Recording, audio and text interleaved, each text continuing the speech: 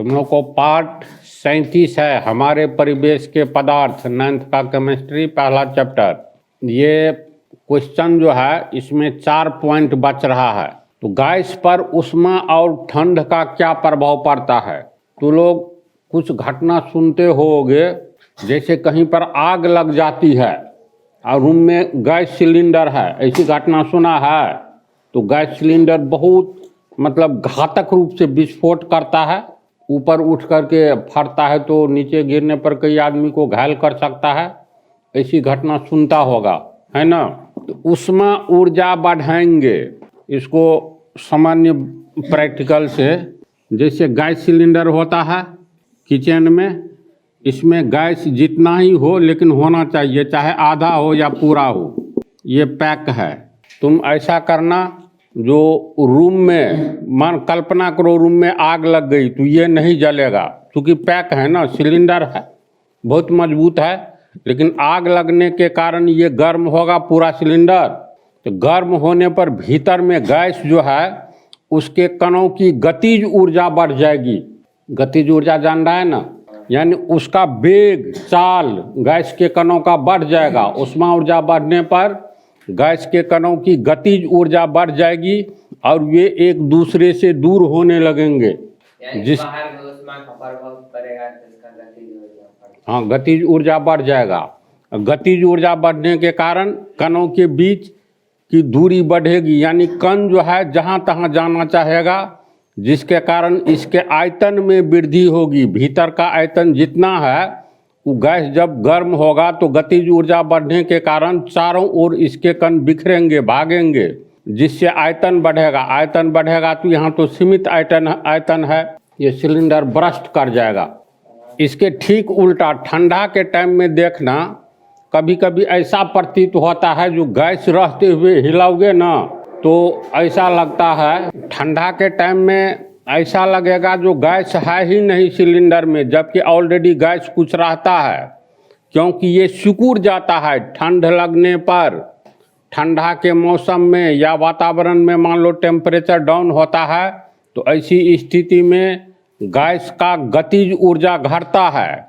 गर्मी में या गर्म करोगे तो गैस का गतिज ऊर्जा बढ़ता है। गतिज ऊर्जा बढ़ेगा तो कण एक दूसरे से दूर जाएगा, जिसके कारण इसके आयतन में वृद्धि होगी और ये बर्स्ट कर जाएगा।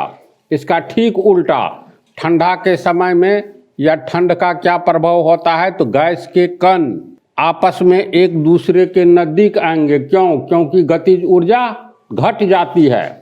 एक दूसरे के नज़दीक आएंगे तो आयतन में कमी आएगी। तो जाड़ा के टाइम में वास्तव में मान लो गैस तू भराया, इतना है, भरा करके लाया, 10 दिन तू रूम में रख दो, अत्यंत ठंडा पड़ता है तो ये सब सुकूर करके इसका लेवल घट जाएगा, यहाँ तक आ जाएगा। हाँ, गैस द्रव, हाँ मान लो यहाँ तक है 15 किलो, तो यहाँ तक आएगा तो ऊपर भी 15 किलो रहेगा। यानी ठंडा के समय में गैस की गतिज ऊर्जा घटती है। गतिज ऊर्जा घटती है तो इसके कण एक दूसरे के नज़दीक आते हैं और आयतन में कमी आती है। और गर्मी के समय में गैस का गतिज ऊर्जा बढ़ता है कणों का, जिसके कारण कणों के बीच में दूरी बढ़ती है तो आयतन बढ़ता है और सिलेंडर बर्स्ट होने का डर रहता है। ठीक है। एक बात और, हवा गैसों का मिश्रण है। गर्मी के टाइम में देखो क्या होता है, वायुमंडल गर्म होता है। गर्मी के टाइम में हीट एनर्जी ज़्यादा रहता है ना जी, तो वायुमंडल गर्म होता है। तो मान लो ये पृथ्वी है, तो इसके ऊपर जो वायुमंडल है, सूर्य की किरणें पड़ती है तो ये गैसों का मिश्रण है वायु, तो हवा के कण गर्म होकर के ऊपर उठने लगते हैं। क्यों? क्योंकि गर्म होने पर गतिज ऊर्जा बढ़ती है। गतिज ऊर्जा बढ़ेगी तो ये कण सब कहाँ, ऊपर की ओर भागने लगेगा। फलस्वरूप मान लो यहाँ की हवा गर्म हो रही है तो ये हवा सब ऊपर की ओर उठने लगेगा और इतना दूर में ज़बरदस्त गर्मी पड़ रही है तो यहाँ का हवा जितना होना चाहिए, कण, हवा के कण गैसों के रूप में जो है ऊपर की ओर उठेगा तो यहाँ पर क्या होगा, हवा का प्रेशर घट जाएगा। बात समझ में नहीं आ रही होगी तो बोलना। इसके चारों ओर हवा है, यहाँ कम गर्मी पड़ती है तो पृथ्वी है ना, तो हम मान लो दिखला रहे हैं, मान लो ये इंडिया है, ये इंडिया है। गर्मी के टाइम में अब यहाँ के इंडिया पर, अब ऑस्ट्रेलिया एकदम दक्षिणी गोलार्ध में है, यहाँ है ऑस्ट्रेलिया मान लो, और ये है इंडिया। तो यहाँ पर जब जाड़ा पड़ता है तो यहाँ गर्मी पड़ती है, यहाँ गर्मी पड़ती है तो यहाँ जाड़ा होता है। समझा बात को? उल्टा अभी जाड़ा का टाइम है ना, ऑस्ट्रेलिया में जाओगे तो वहाँ पर गर्मी पड़ रही होगी, दक्षिणी गोलार्ध में है। ये सब बतलाएंगे, दक्षिणी गोलार्ध, उत्तरी गोलार्ध। यहाँ की हवा गर्म होकर के ऊपर उठेगी गर्मी के समय में, तो यहाँ हवा कम रह जाएगी, तो हवा का प्रेशर कम होगा, तो यहाँ पैदा होगा निम्न दबाव का क्षेत्र, लो प्रेशर का बेल्ट, निम्न दबाव का क्षेत्र पैदा होगा। यहाँ समुद्र ही समुद्र है, इधर इंडिया के दक्षिण में है ना हिंद महासागर, ये हिंद महासागर ऑस्ट्रेलिया तक फैला है। ध्यान से समझो, तुम लोग को बहुत अच्छी चीज़ ज्योग्राफी का भी इसमें कुछ बात समझ जाओगे। यहाँ ठंडा का मौसम है, जिसके कारण ठंड के मौसम में तो मतलब गतिज ऊर्जा वायु के कणों की कम होगी, गैसों का मिश्रण है, तो यहाँ बन गया तुमको हाई मतलब उच्च दाब। इसके बाद तुम लोगों को बतलाए थे, याद करो, वायु उच्च दाब से निम्न दाब की ओर प्रवाहित होता है ना। तो ये समुद्र का क्षेत्र है, हिंद महासागर। हवा जून आते आते इतना बड़ा निम्न दबाव का क्षेत्र बन जाता है, लो प्रेशर का बेल्ट, जो हवा यहाँ से चलना शुरू करती है उच्च दबाव से। अब समुद्र के रास्ते में जाएगा तो यहाँ तो वाष्पीकरण हो रहा है, ये वाष्पीकरण जो हो रहा है तो जल के कण वायु में मिल जाएंगे, वायु आर्द्र हो जाएगा, इसमें जलवाष्प की मात्रा हो जाएगी। जब ये इंडिया पहुँचेगा तो जहाँ पर पर्वत है, इंडिया पहुँचा, पर्वत से टकरा करके ये वर्षा करना शुरू करेगा। इसको हम लोग कहते हैं मानसूनी हवा, समझ गया। तो उष्मा के प्रभाव के चलते भारत में, भारतीय उपमहाद्वीप में 4 जून को केरल के मालाबार तट पर मानसूनी हवा का प्रवेश होता है। कहते हैं ना मानसून आ गया, तो मानसून एक्चुअली एक प्रकार की हवा का नाम है, जो ऑस्ट्रेलिया एवं इसके इर्द गिर्द के क्षेत्र से लगभग 7000 किलोमीटर की समुद्री दूरी तय करके भारत में प्रवेश करता है। और ये हवा आर्द्र होती है, भारत में प्रवेश करता है केरल के मालाबार तट पर, और यही हवा संपूर्ण भारत में वर्षा करती है। 2 जगह से प्रवेश करती है। इंडिया का चित्र ऐसे है, समझा? हम इतना ही बनाते हैं। इधर याद करो बंगाल की खाड़ी है, इधर ये भी, यहाँ ये हिंद महासागर है, इसको कहते हैं अरब सागर, ठीक है। ये हो गया अरब सागर, ये हो गया, ये इंडिया का मैप है, ये दक्षिण है, समझा? यहाँ हिंद महासागर है, और भारत से लगभग 7-7,500 किलोमीटर दूर यहाँ है तुमको ऑस्ट्रेलिया। ये उच्च दबाव का क्षेत्र बनता है क्योंकि यहाँ पर ठंडा रहता है। भारतीय उपमहाद्वीप किसको कहा जाता है? तो भारत, पाकिस्तान, बांग्लादेश को मिला करके भारतीय उपमहाद्वीप बोला जाता है।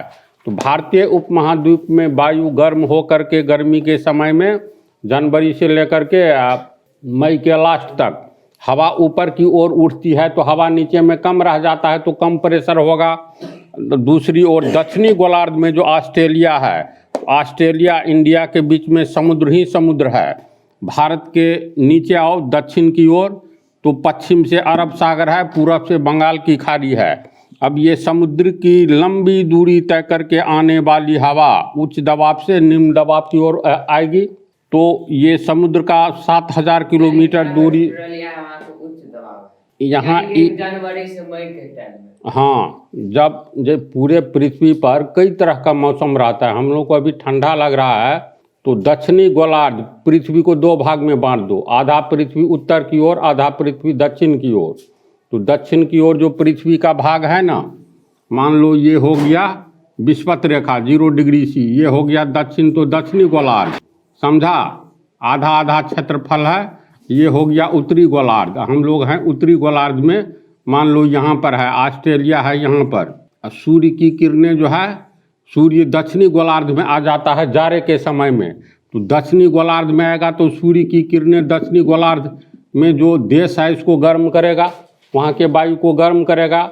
इधर ठंडा पड़ेगा तो यहाँ पर गर्म करेगा तो यहाँ पर लो प्रेशर बनेगा। कब? गर्मी के टाइम में। और ठंडा के टाइम में उच्च दबाव, हाई प्रेशर।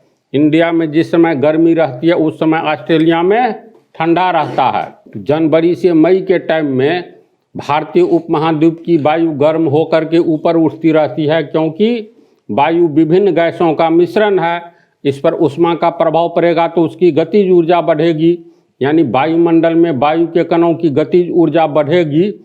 तो वायु हल्का गर्म होने पर हल्की होती है, ये ऊपर की ओर जाता है। तो यहाँ मान लो इंडिया है, तो यहाँ निम्न दबाव का क्षेत्र बनेगा। उसी समय में ऑस्ट्रेलिया में तुमको गर्मी रहती है, नहीं ठंडा। यहाँ गर्मी तो यहाँ ठंडा।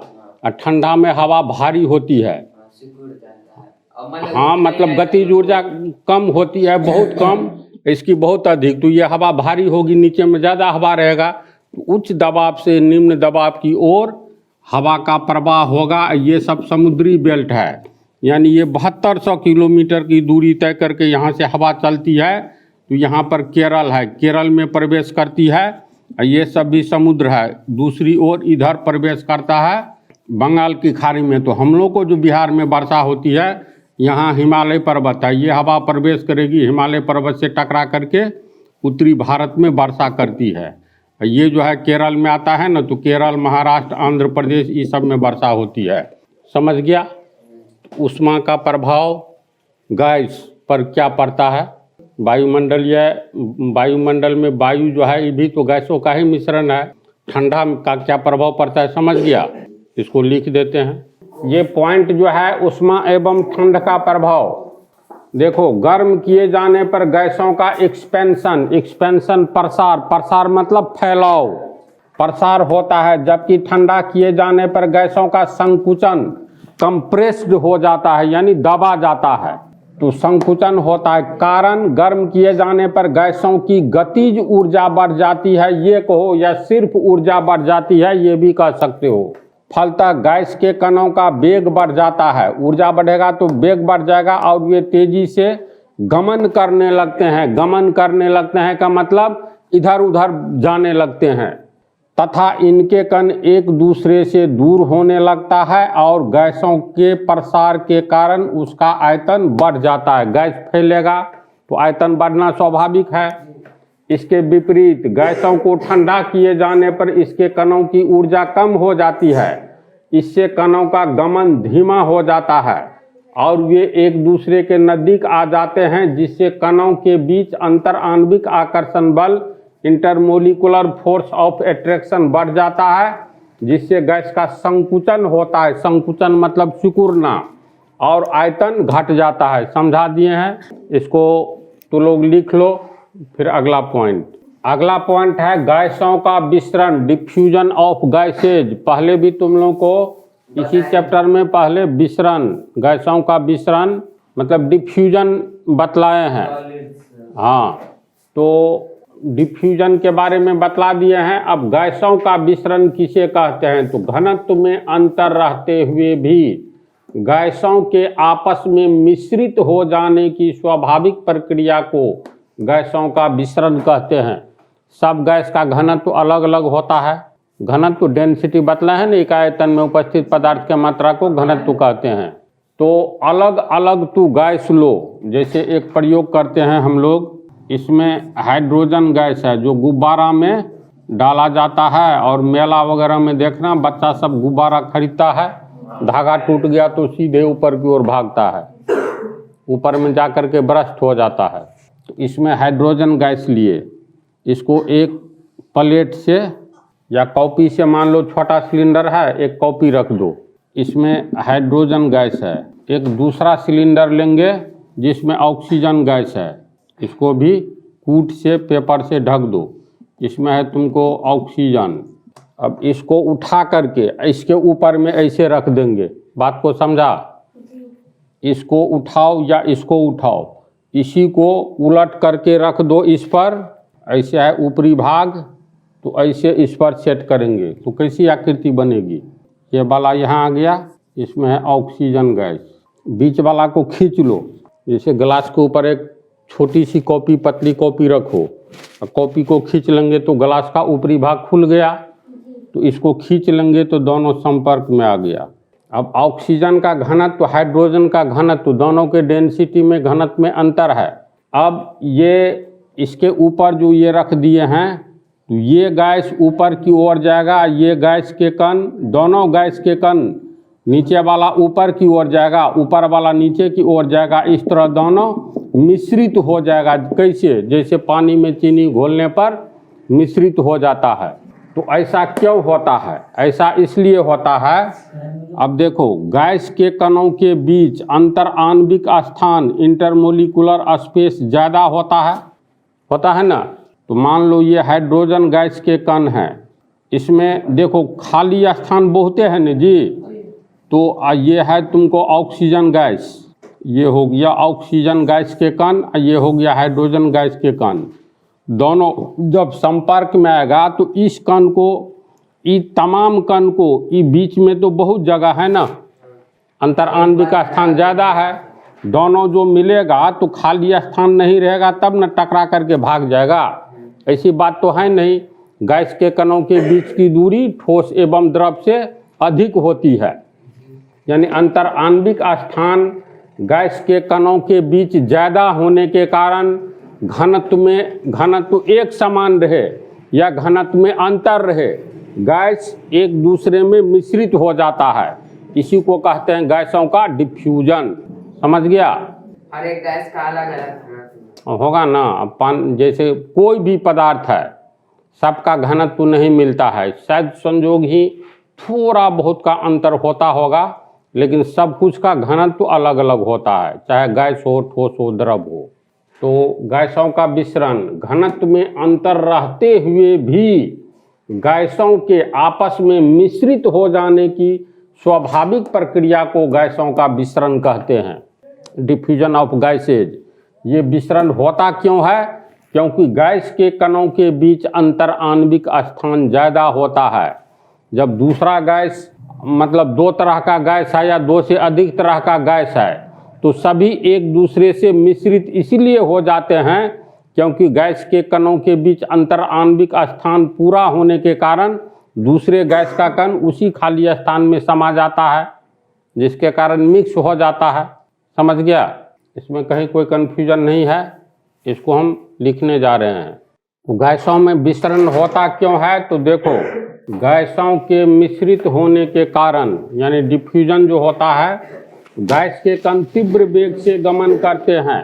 क्योंकि गैसीय कणों के बीच अंतर आणविक स्थान, इंटरमोलिकुलर स्पेस बहुत अधिक होता है, जिसके कारण एक गैस के कण किसी दूसरे गैस में आसानी से प्रवेश कर जाते हैं, अर्थात गैसें स्वतः एक दूसरे से सम्मिश्रित हो जाती है, यानी मिल जाती है।